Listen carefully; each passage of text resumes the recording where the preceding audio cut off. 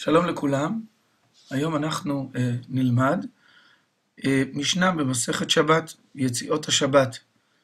לפנינו יש 3 איורים, מדובר על 3 מקרים שאנחנו כרגע נלמד אותם במהירות.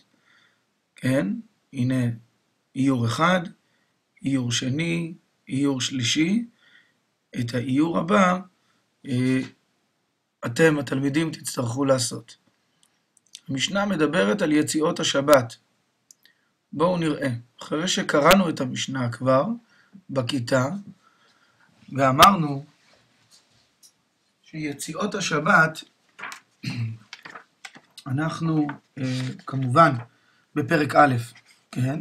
יציאות השבת 2 שהן 4 בפנים, ו2 שהן 4 בחוץ. ואת זה אנחנו הולכים כעת להסביר. כיצד? אומרת המשנה.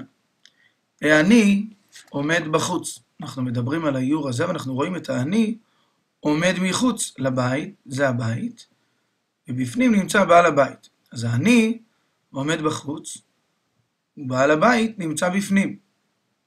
פשט העני את ידו לפנים, לתוך הבית. אנחנו רואים שידיו של העני נכנסות פנימה לתוך התחום של הבית. לתוך רשות היחיד, ואני עומד בחוץ. בחוץ זה רשות הרבים, והוצאה מרשות לרשות אסורה בשבת.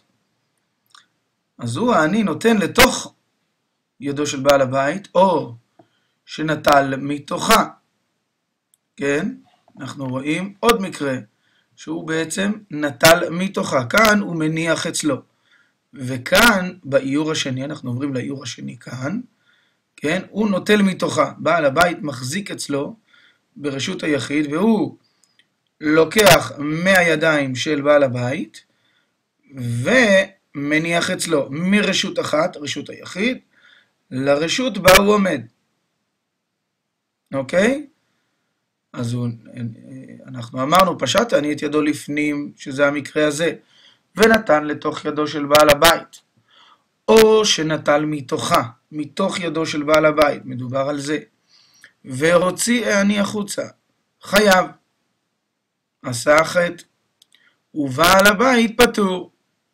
כן? היות ובעל הבית לא עשה שום פעולה, הוא רק עמד בפנים וקיבל, הוא נמצא ברשות היחיד כל הזמן, הוא לא יצא ועקר מרשות לרשות. האיור הבא שלנו מדבר על מקרה נוסף, אבל אנחנו נזכור שיש עוד ציור, ואת הציור הבא אני רוצה שאתם התלמידים תעשו, וזה המקרה הבא. פשט בעל הבית את ידו לחוץ. עכשיו כרגע בעל הבית אותו מקרה, אני עומד בחוץ ברשות הרבים, ובעל הבית עומד בפנים, בתוך רשות היחיד שלו. בסדר? והוא פושט את ידיו לחוץ. פשט בעל הבית את ידו לחוץ, לתוך הידיים של העני, ונתן לתוך ידו של העני, או שנטל מתוכה והכניס.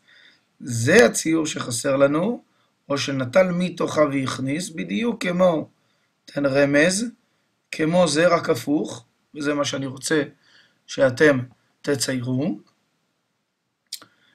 עם החיצים כמובן, לסמן את הרשויות, לסמן את העני ובעל הבית. לא חייבים לצייר כל כך יפה, אבל לפחות שאנחנו נבין. אז או שנטל מתוכה, מתוך ידו של העני, והכניס, זאת אומרת, יש כאן פעולה של עקירה מרשות לרשות, מרשות הרבים לרשות היחיד, או מרשות היחיד לרשות הרבים.